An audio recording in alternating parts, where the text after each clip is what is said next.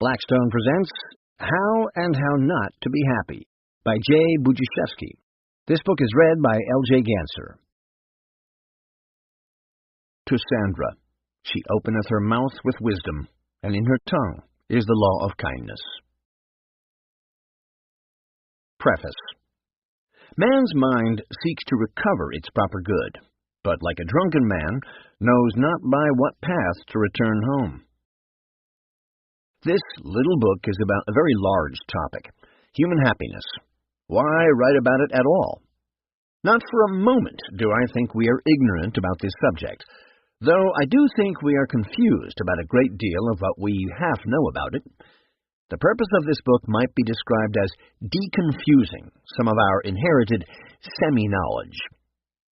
If you are the sort of person who likes to cut right to the chase, you may want to skip right now to Part 2. Because this preface and the first few chapters aren't about happiness itself. They are about preliminaries like why happiness needs to be studied, how to study it, and why I've written this book the way I have.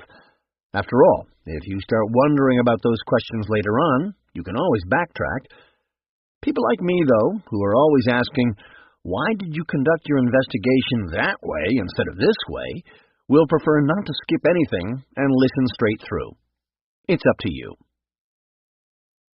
A great deal of what has been written on the topic of happiness amounts to stating its necessary conditions, things the absence of which will make you unhappy. It seems to me that these necessary conditions are pretty obvious.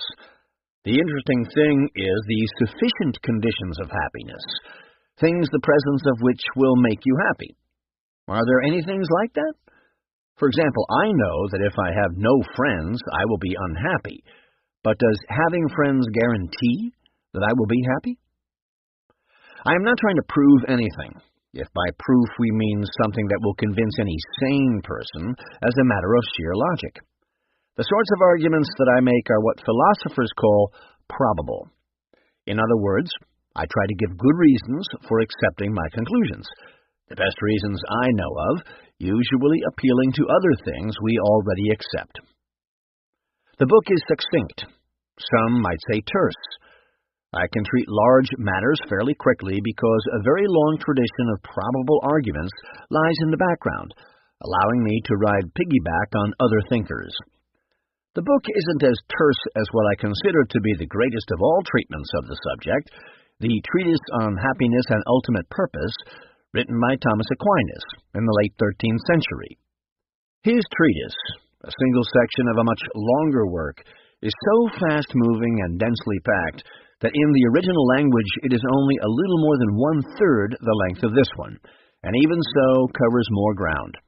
I couldn't have written this little book unless I had first written a very long one, 653 pages of line-by-line commentary on that very short one by St. Thomas, and I would never presume to compare what I present here to the Master's treatise. But despite the great deal that I have learned from him, and my debt will be obvious to those who know his work, in this book I am speaking for myself. It is not in any way meant to substitute for his. Although I don't think this book is difficult, it is not a made easy or for dummies book either. Any author who claims to present 4 simple steps to total happiness, or 7 days to change your life, is a liar. It would be surprising, wouldn't it, if there really were 4 steps to happiness, or 7, or 3, that had never before been discovered in all the previous centuries of human living? I wouldn't believe anyone who made such claims. Obviously, though, millions do. Just look at the bestseller lists. What else might you wish to know about this book before you dig in? Perhaps I should offer a little warning. While preparing it, I came across a review of a book I had consulted about the psychology of self-esteem.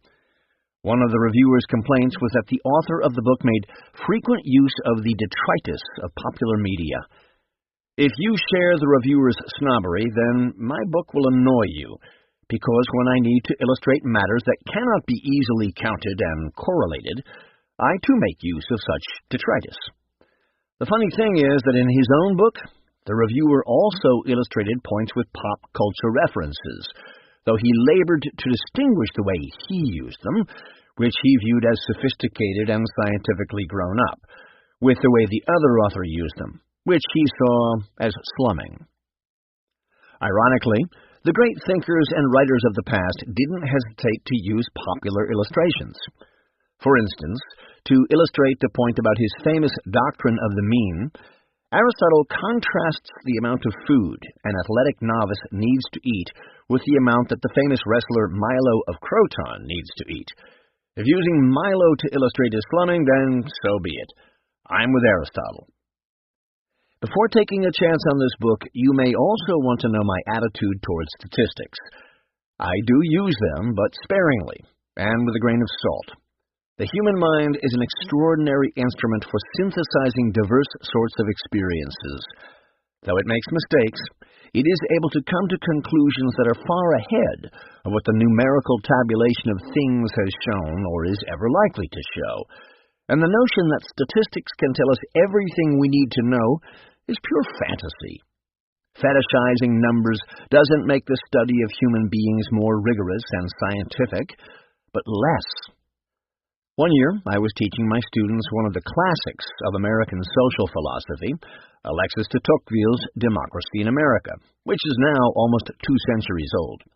Tocqueville was a keen observer and a subtle student of human nature who drew innumerable connections among all sorts of things the rest of us may have half noticed about ourselves, but never paused to think about.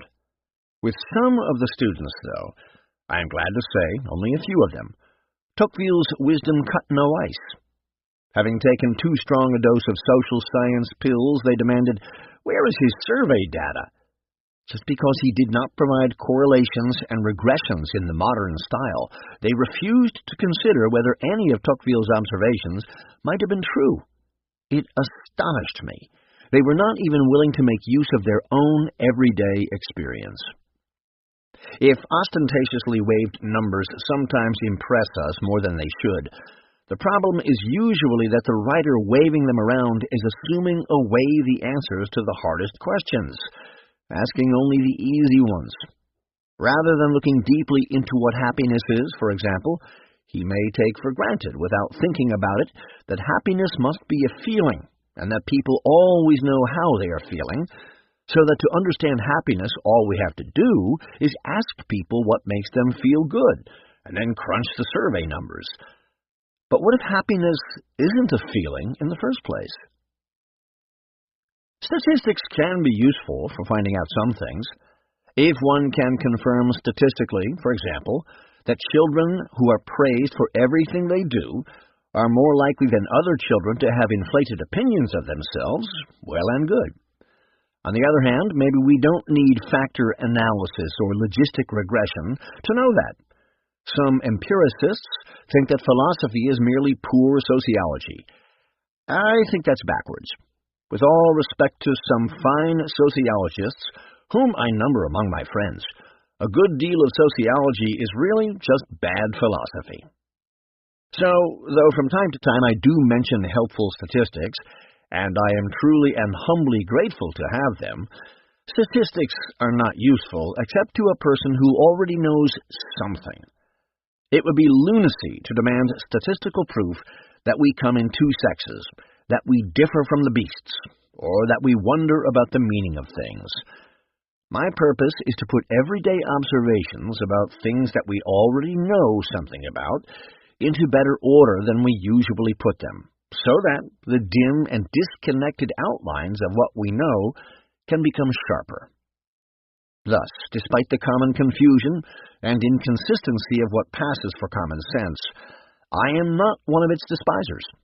The thing to do with common sense is purify and elevate it. If, now and then, this book unearths or clarifies a few things that we tend not to notice until they are called to our attention, I will count myself satisfied. Nothing more remains to be done in this preface but a bit of housekeeping. From time to time I have adapted and modified a sentence or a paragraph from some other book I have written because it can be hard to find better language for something that one has striven to say well before. I am grateful to the publishers of my previous books for permission to do so. Needless to say, I hope my readers will read those other books too. I have tried not to weigh the book down with excessive notes. In cases in which my notes don't give page numbers, the reason is either that I am citing an old book, available in many editions, or that I am using an unpaginated electronic source. When I can, I give other pointers, such as chapter numbers. For the convenience of readers, I have preferred to use translations that are in the public domain. And for books and translations in the public domain, I don't usually give publication information, though I do usually give the names of translators. Generally speaking, I give quotations in the original language only when they have passed over into proverbs that are usually quoted that way. I think that's all. Happy reading, and I do mean happy. Part 1. Getting Started. What a chaos! What a subject of contradiction! What a prodigy! Chapter 1. Why is how to be happy or fulfilled even a question? On countless occasions I have made abundant speeches, and very good speeches they were, so I thought. But now I cannot say one word as to what it is. Are people happy? It's difficult to know, even whether they think they are. The 2017 Harris Poll Survey of American Happiness reported low numbers, 33% of people calling themselves happy. But the 2020 Gallup poll reported that very high numbers of people were satisfied with their personal life, about 90%. This isn't because people suddenly became happier during those 3 years. The Gallup percentage was almost as high in 2017 as in 2020.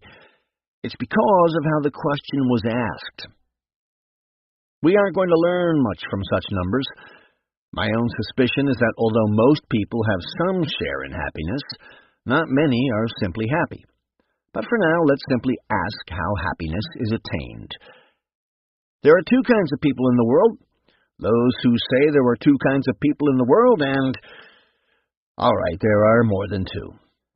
But we can sort those who want to know how to be happy from those who say we shouldn't ask.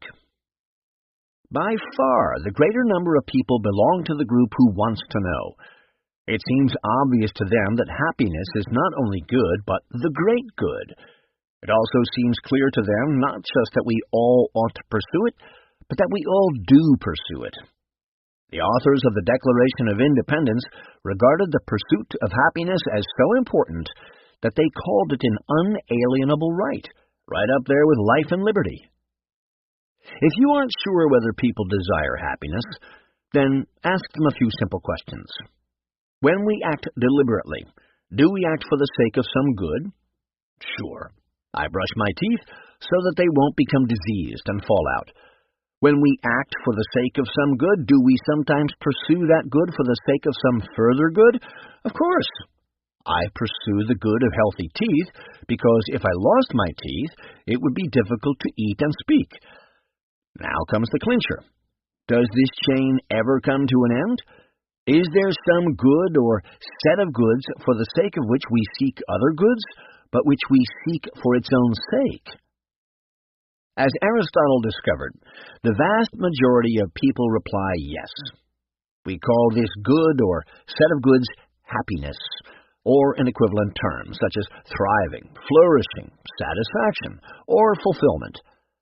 People have agreed on this in pretty much every place and time. Though people disagree about what happiness is, they are rarely in doubt that it is their ultimate desire. Whatever it is to be fulfilled, they want to be fulfilled. Whatever it is to flourish, they want to flourish. This book is for them. What about the minority who say that we shouldn't ask how to be happy? This book is for them too, because I would like to ask them to rethink. Consider Raphael Yuba, a psychiatrist affiliated with King's College London, who urges, humans aren't designed to be happy, so stop trying. According to Yuba, we should take comfort in the knowledge that unhappiness is not really our fault. It is the fault of our natural design. It is in our blueprint. How is it in our blueprint? Humans are not designed to be happy, or even content, he argues. Instead, we are designed primarily to survive and reproduce, like every other creature in the natural world. A state of contentment is discouraged by nature because it would lower our guard against possible threats to our survival. I wonder why nature didn't just wire us so that contentment didn't lower our guard. In some cases, even depression can be good, Yuba explains, by helping the depressed individual disengage from risky and hopeless situations in which he or she cannot win. He writes, "If you are unhappy at times, this is not a shortcoming that demands urgent repair, as the happiness gurus would have it. In fact, pretending that any degree of pain is abnormal or pathological will only foster feelings of inadequacy and frustration." Notice the inconsistencies in Dr. Yuba's account. Though he says we aren't made to be content, yet he says we can take comfort in knowing that this is so. Taking comfort sounds a lot like seeking contentment. He argues that we should stop trying to be happy because we aren't made for it, yet he says we are meant to seek gratification and avoid pain. Pursuing gratification and avoiding pain sure sound as though they have something to do with happiness. And what does it mean to say that unhappiness can sometimes do us good? Doesn't it mean that unhappiness in the short run can help make us happier in the long run? So, stripping his prose of its exaggerations, dissonances, and curtsies toward Darwin, not even Dr. Yuba really denies that happiness is attainable. In fact, he thinks we are designed to seek such happiness as we can reach. What he denies is that abiding happiness is reachable. And why is it so important not to expect abiding happiness? Because wanting it will make us unhappy. This bundle of inconsistencies raises an interesting question to which we will return. On Dr. Yuba's theory, no deep longing should exist in our minds unless it is adaptive. Now, it would be maladaptive to long for things that are impossible. We desire to satisfy our hunger and thirst, to survive dangers, to have children, and to quench the pains of desire for the things of this world. And such longings make sense because they are for possible things. By this reasoning, if abiding happiness is impossible, then the longing for it should not exist at all. Any such desire should have died out over the course of evolution. Like every other creature in the natural world, we should be completely satisfied with transitory relief. This meal, this sleep, this scratching of this itch, this escape from pursuit, and this coupling with this female. We should approach everything in life the way the hookup culture approaches sex. Yet, we do long for abiding happiness. In fact, the yearning for this abstract idea with no equivalent in actual human experience, as Dr. Yuba calls it, is so strong that he finds it necessary to warn us sternly against heeding it. Ignore that seducer, he urges. Resist that temptation. Pay no attention to the man behind the curtain. Why? Surely the longing for happiness itself is a constant of actual human experience, one of the things that separates the nature of the rational animal from every other creature in the natural world. But of course, if we start thinking that happiness is possible, we will no longer be able to blame evolution if the way that we live is immiserating us.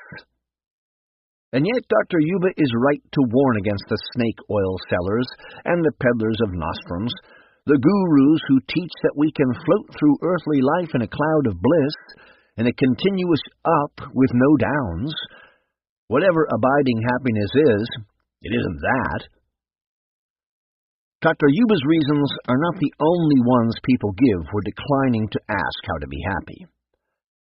Let's consider a few of the other objections, because there is something to each of them, as there is something to his. There would have to be, for if there were nothing to them at all, then no one at all could believe them. There is some grain of truth in everything a human being finds plausible. That doesn't mean that it expresses the whole truth and expresses it well. It doesn't even mean that it expresses a lot of it. The trick is to unravel what it does get right from what it doesn't, which is pretty much the method of this book. One objection is that those who are always asking, "How can I be happy?" are the very ones least likely to be happy. There are two things right about this objection. The first is that the ascent to happiness doesn't lie through the valley of obsession, whether the obsession concerns happiness or anything else.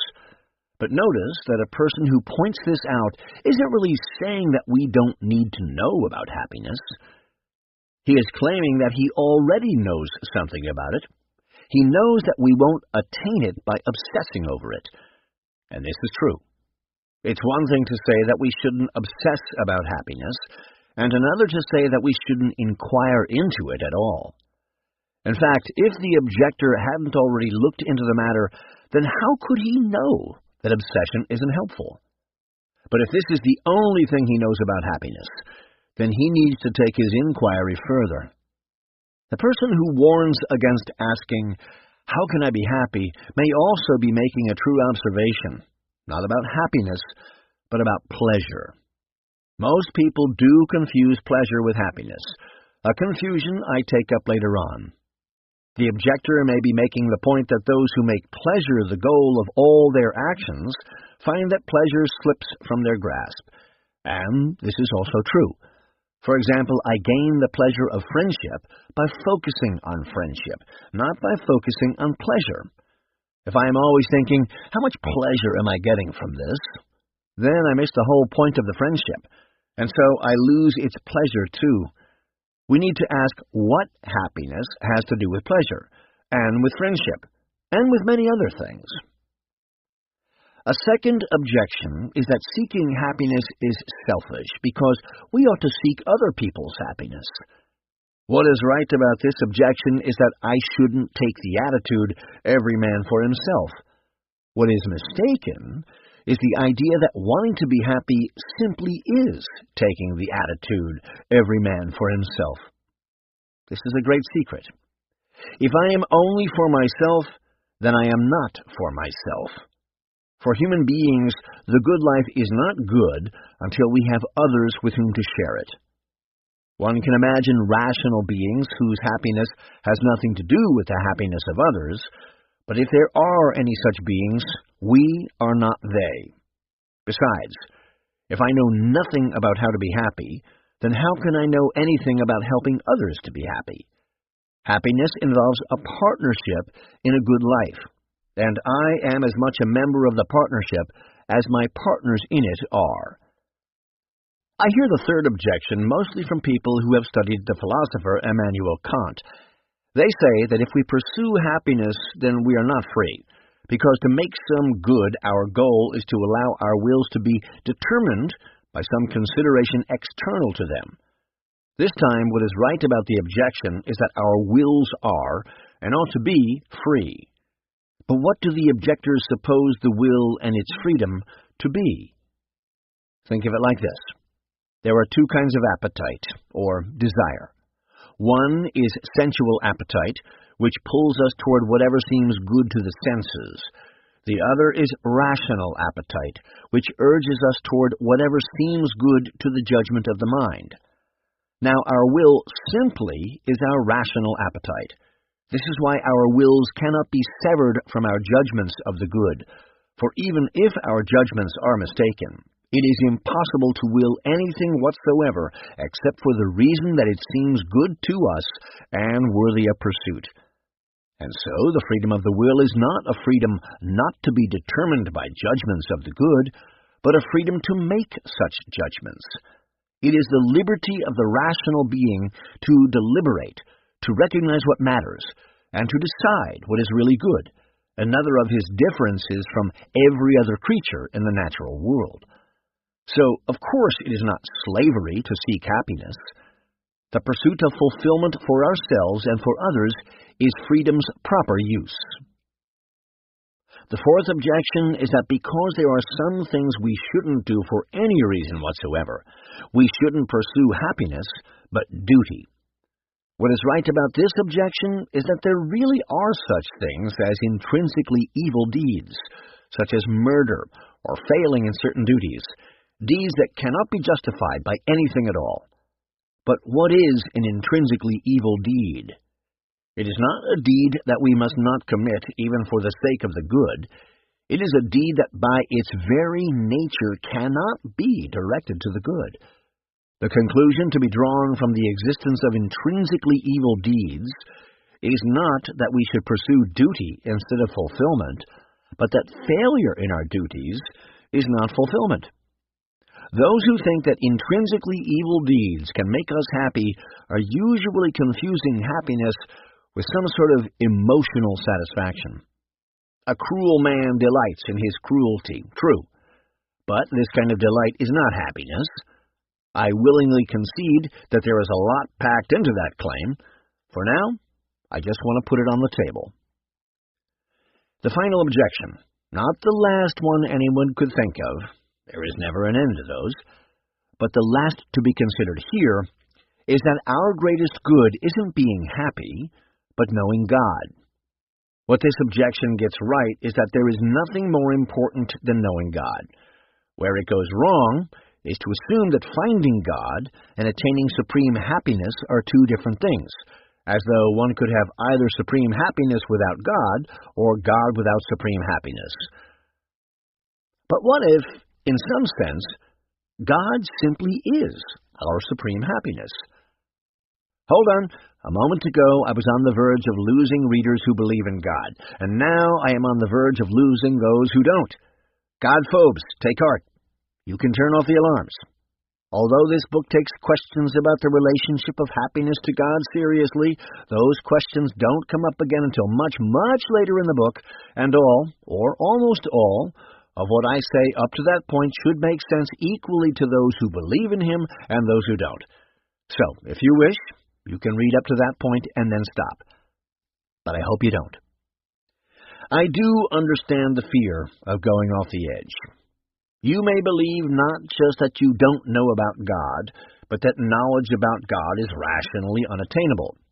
If this were true, then the moment we began thinking about Him, we would have to cast reason to the winds. Not many people want to be irrational, nor should they. Concerning this fear, I don't ask for final trust. I do ask for provisional trust. Reserve judgment about whether I am leading you off the edge until later in the book. I have given fair warning of what comes later, but it comes much later. For now, we will lay these matters aside. No God for many chapters, I promise. Our topic is simply how and how not to be happy.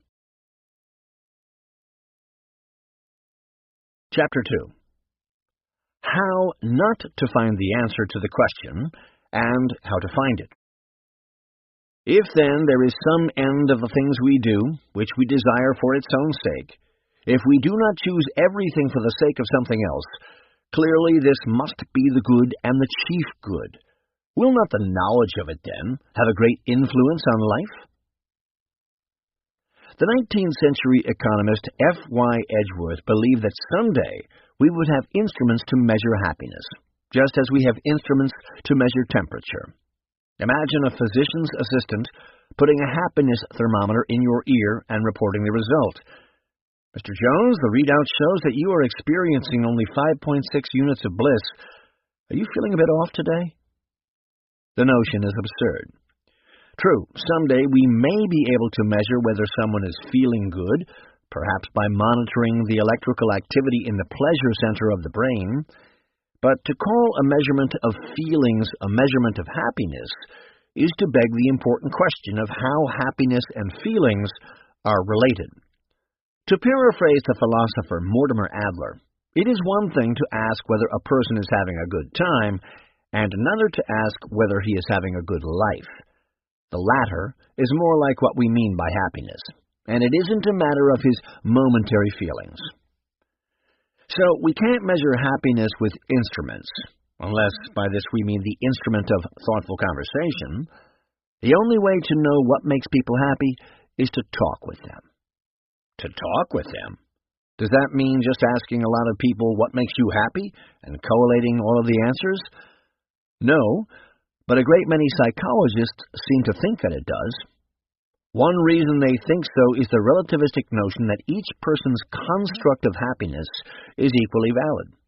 From this point of view, you must know whether you are happy because, by definition, happiness for you is whatever you say it is. One fellow says, "My happiness is making money." Another says, "My happiness is having pleasure." Yet another says, "My happiness is being a social butterfly." Each to his own. As usual, there is something in the idea, but that doesn't make it wholly or even mostly true. In this case, what's true in the idea is the fact that individual differences count for something. If you are cut out for raising a family, you may be unhappy as a bachelor. If you are clumsy with your hands, you may be unhappy as a carpenter. If you have just a few close friends, you may be unhappy having associations with a lot of people forced upon you. But there are general laws of happiness, too, because some things universally militate for and against human fulfillment. Since we share the same human nature, it is hard to see how this could be false.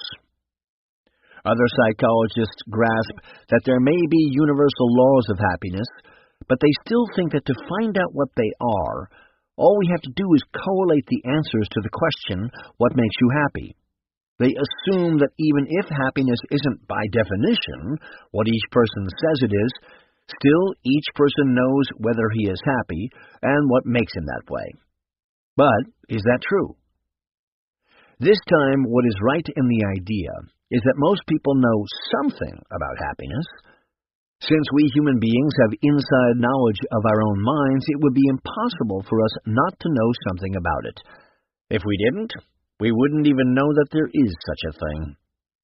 Indeed, since outside of the most mindless fantasies, there are no such things as happiness thermometers, if people didn't already know something about happiness, we could never find out more about it. For where else but there could we start? But consider, even if happiness were just having good feelings, do people always know how they are feeling? All day Tuesday, Mr. Jones snaps at everyone around him. His wife knows that he is feeling grouchy. His children know. His co-workers know. Yet he may be oblivious to the fact. All day Wednesday, Mrs. Jones is withdrawn. "Is something the matter, dear?" her husband asks. "Nothing's the matter. Why don't you leave me alone?" One of the reasons we have difficulty controlling our moods is that we don't always know that we are in them. And knowing whether we are happy is a good deal harder than knowing how we feel. Though we tend to overlook the fact it is possible to have a share in happiness without knowing it. A young husband and wife may be so absorbed in caring for their family that it never occurs to them that they are happy.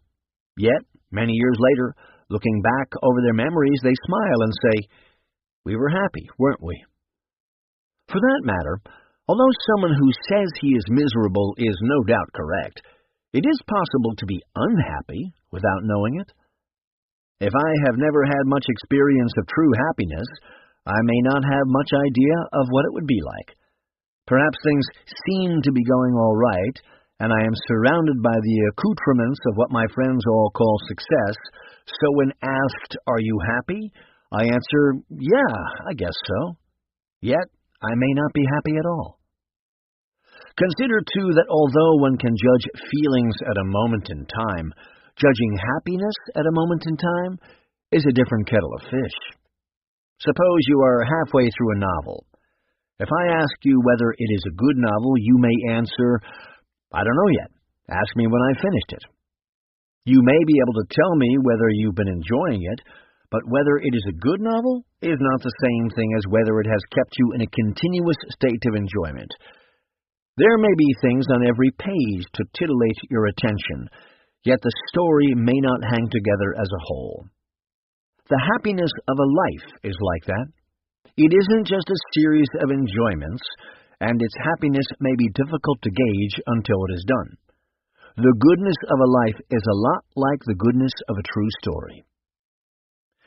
So far in this chapter, I have maintained two propositions.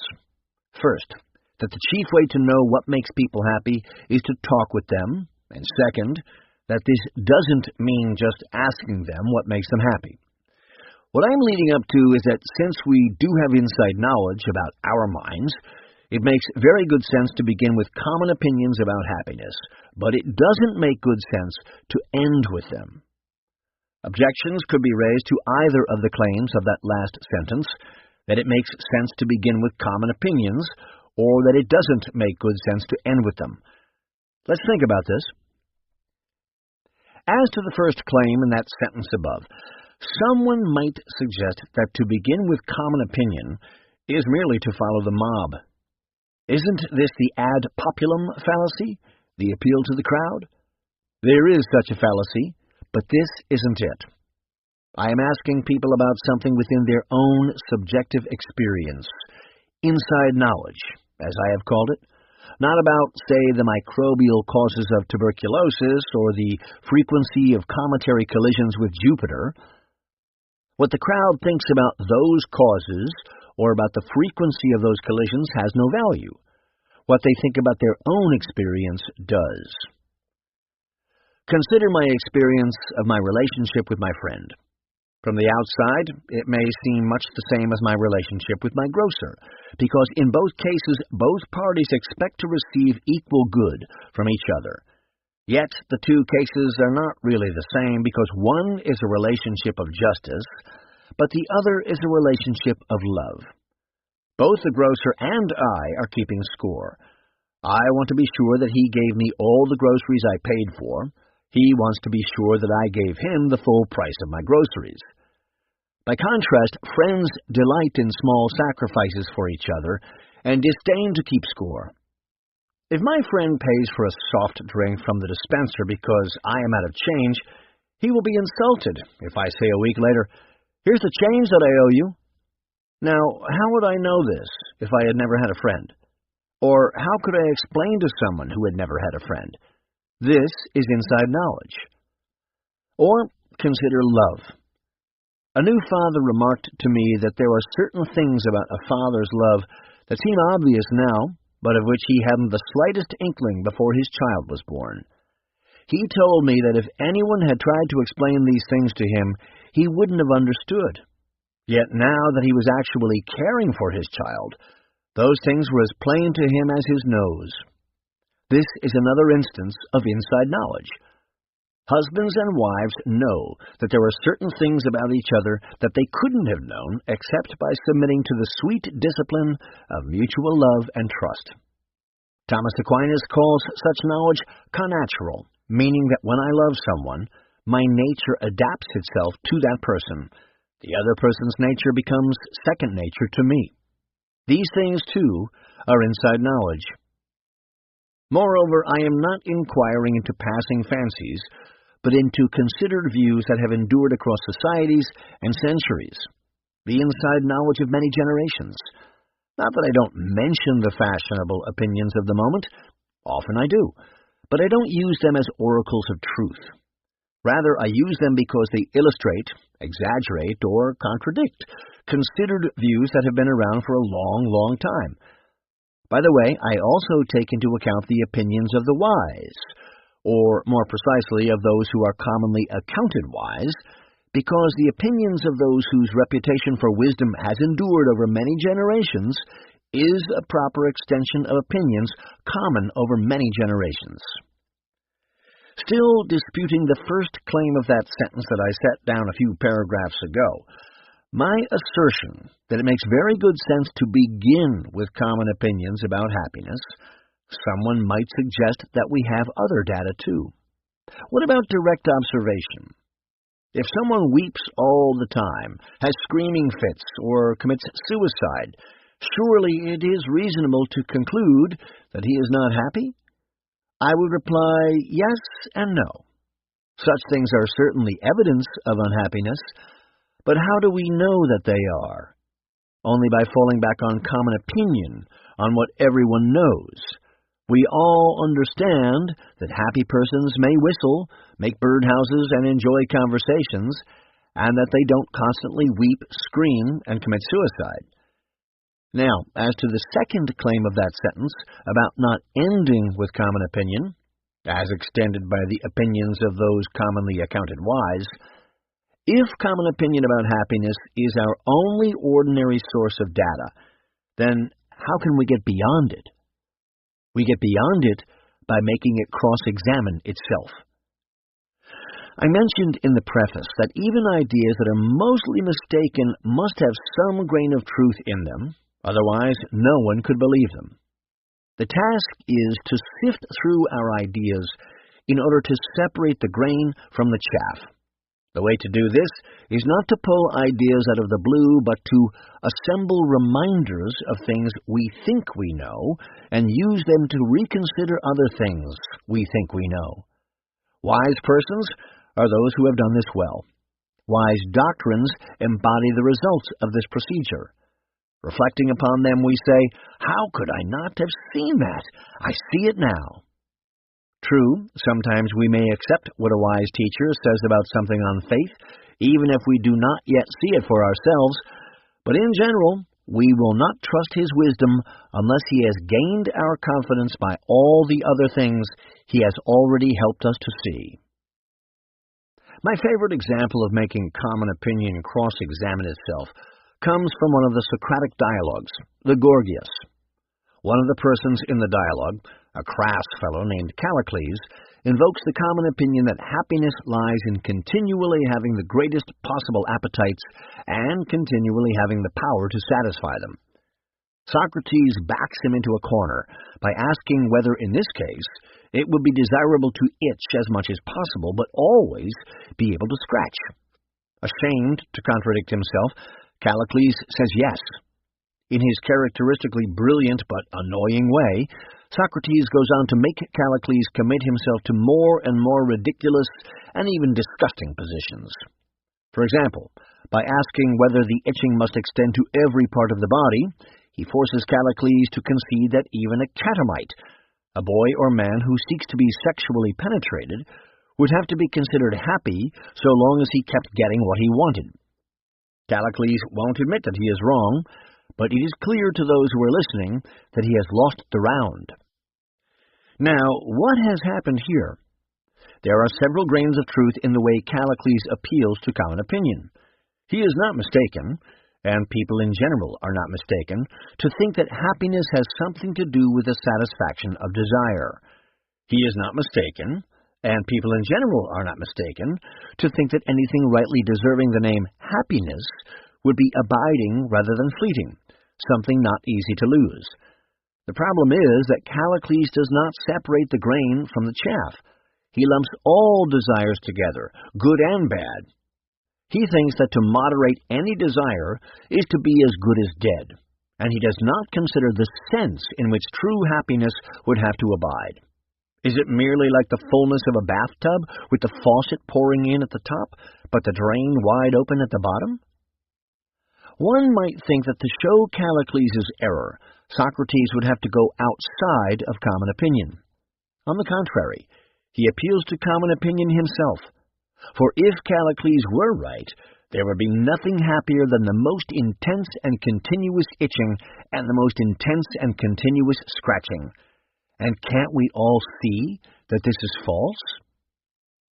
Through this little exchange, has Socrates shown what happiness is? Not at all, nor does he claim to have shown us. Winning through to the truth of the matter takes much more time and requires better conversational partners than Callicles. But even the accumulation of exploded errors is progress. Little by little, we get there. Eventually, we may be able to figure out the decisive questions, to ask them, and perhaps even to answer them. Chapter 3. What we all mean by happiness, whatever it is. I don't want just words. If that's all you have for me, you'd better go. Costello. Well then, who's on first? Abbott. Yes. Costello. I mean the fellow's name. Abbott. Who? The guy on first. Who? The first baseman. Who? The guy playing first. Who is on first? Now, what are you asking me for? I'm telling you who is on first. Well, I'm asking you who's on first. That's the man's name. That's whose name? Yes.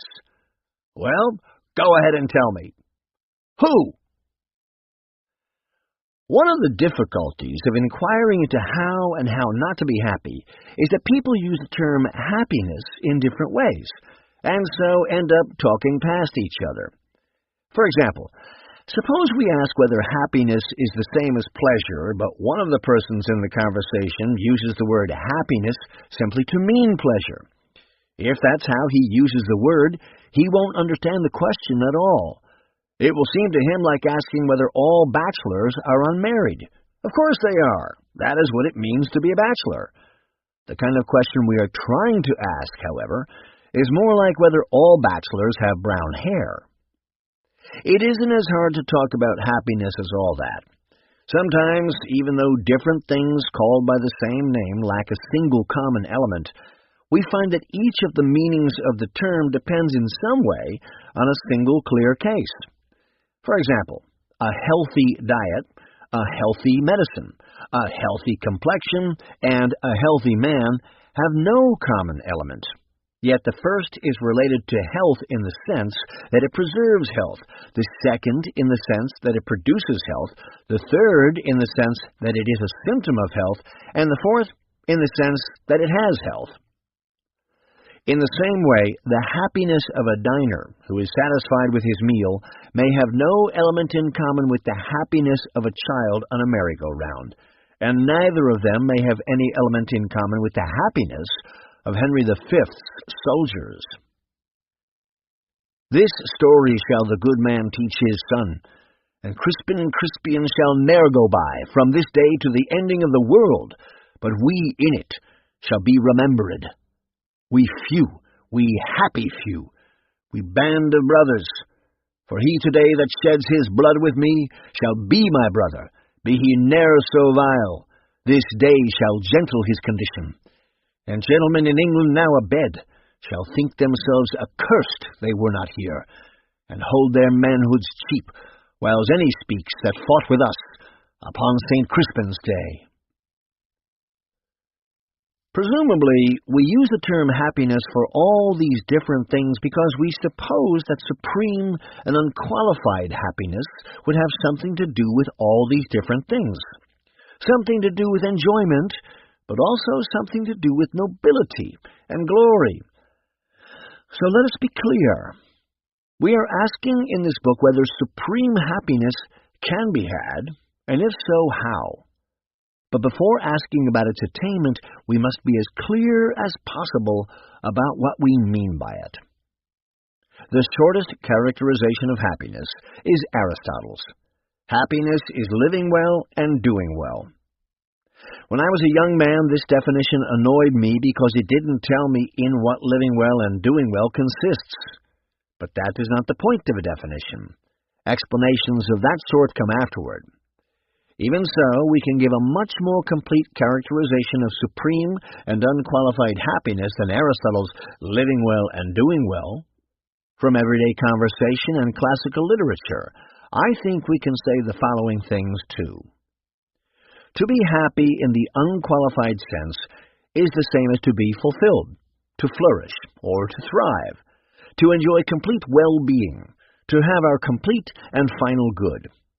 Nothing that fails to fulfill us, no condition inimical to our flourishing, no state in which we cannot thrive is rightly called happiness. If someone says, I am languishing and thoroughly unfulfilled yet completely happy, we would not say, apparently happiness is not fulfillment. We would say he was confused about the meaning of the word happiness, and perhaps addled in his wits. But if this is how we use the term, then it follows that unqualified happiness cannot coexist with its opposite. It is no more possible to be completely happy and unhappy at the same time than to be thriving and perishing at the same time. True, someone can be more or less happy, but we are not speaking of being more or less. Not that we will scorn what we can learn of partial happiness, but learning the merely partial is not our final goal. Furthermore, we understand happiness in the unqualified sense to be something abiding, rather than fleeting. Nothing that is here today and gone tomorrow deserves to be called supreme happiness. We use the term more for a property of a life than of a moment. Whether there can be such a thing is a separate question. For now, it is enough to say that if I was happy on Tuesday but not on Wednesday, then the happiness I enjoyed on Tuesday was not the sort of happiness we are asking about.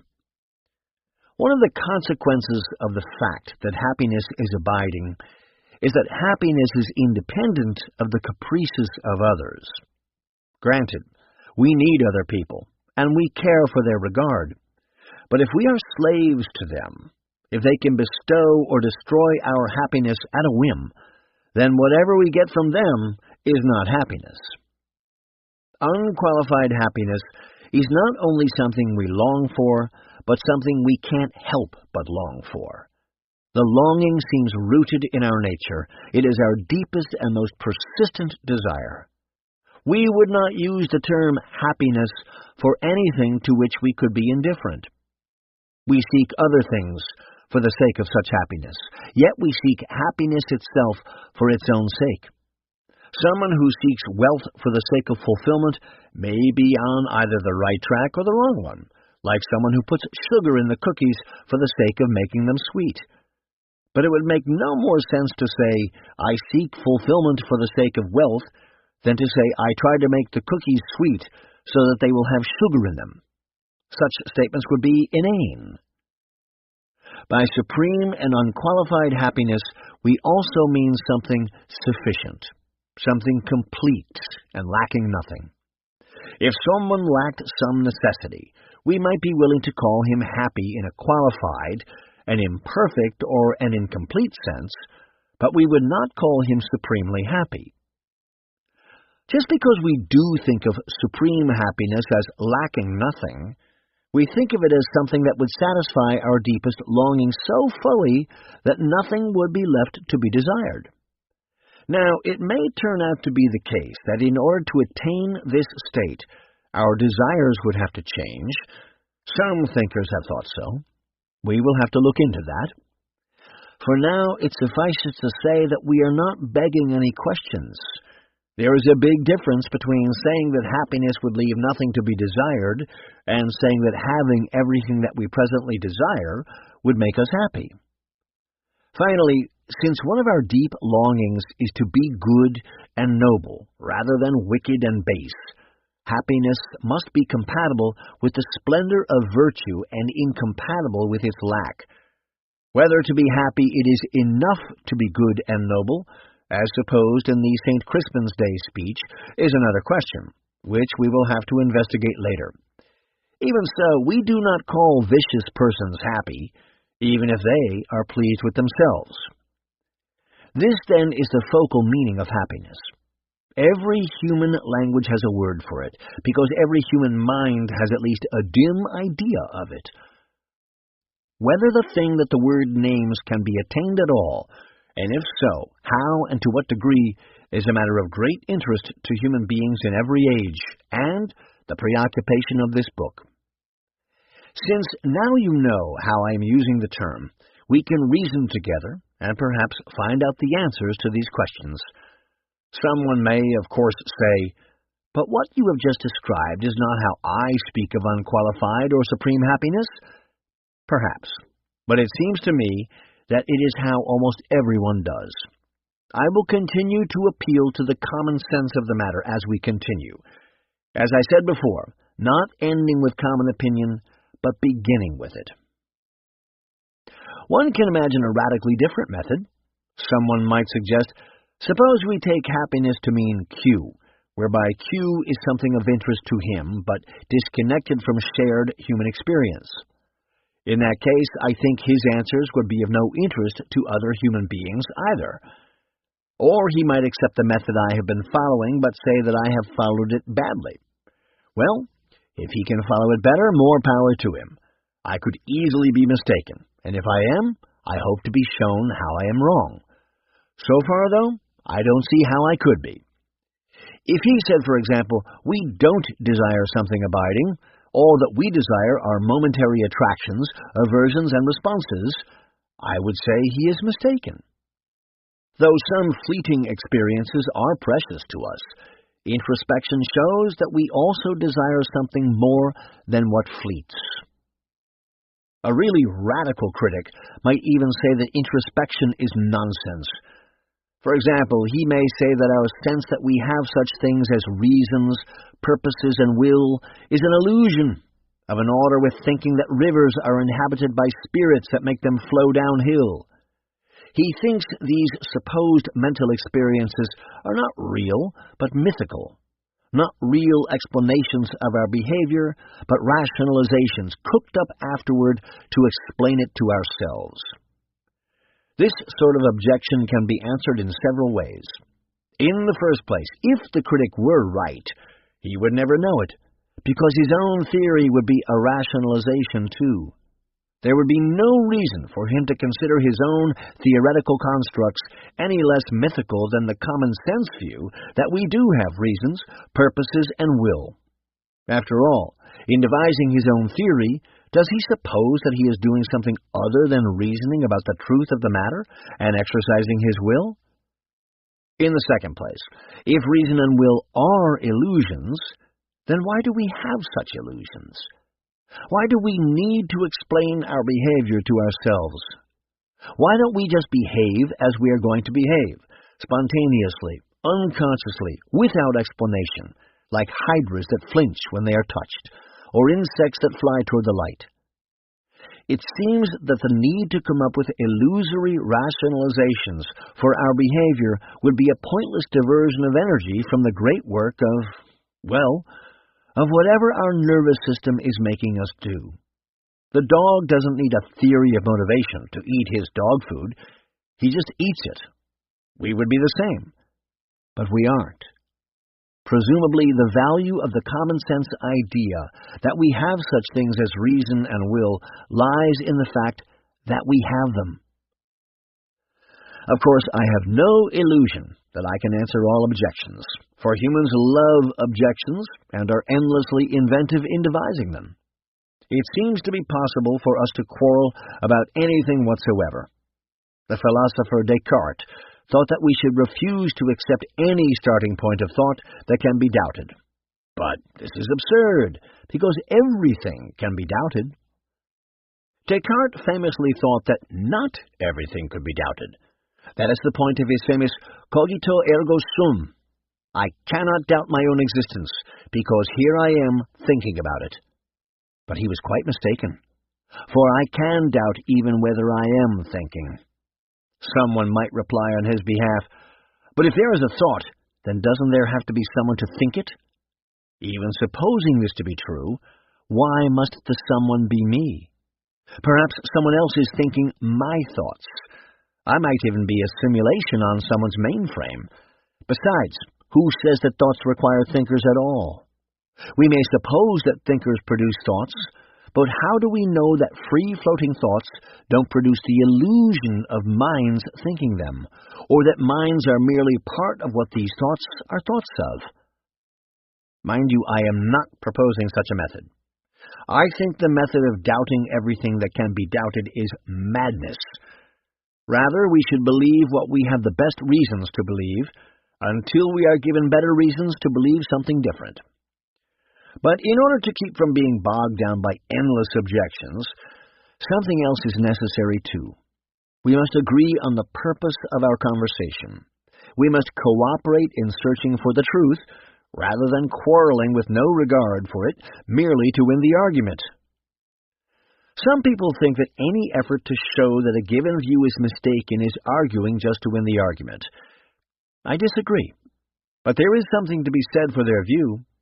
For if the conversation is to be really cooperative, then whenever possible one must try to give full credit to what is true, even in mistaken views, to give full weight to the element in the mistaken view that makes it plausible, even if it is ultimately wrong.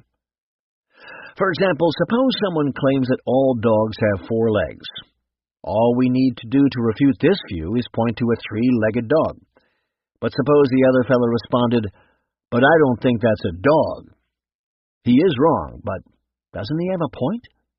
Rather than just pointing to the three-legged dog, it might be more helpful to make a distinction. By nature, dogs do have 4 legs. Accidentally, though some defect, a particular dog may have only 3. Now, the other side may not be won over, but I think this procedure gives a better chance of showing why the other side ought to be won over, even if it isn't. If I should be found to deviate from this procedure at times, though I will try not to, I hope at least that I will adhere to it closely enough to inspire some readers to do better. Part 2. Getting on with it. I begin to perceive a track, and I believe that the quarry will not escape. Chapter 4. Could wealth be happiness? Annual income, £20. Annual expenditure, 19, 19, and 6. Result, happiness. Annual income, £20.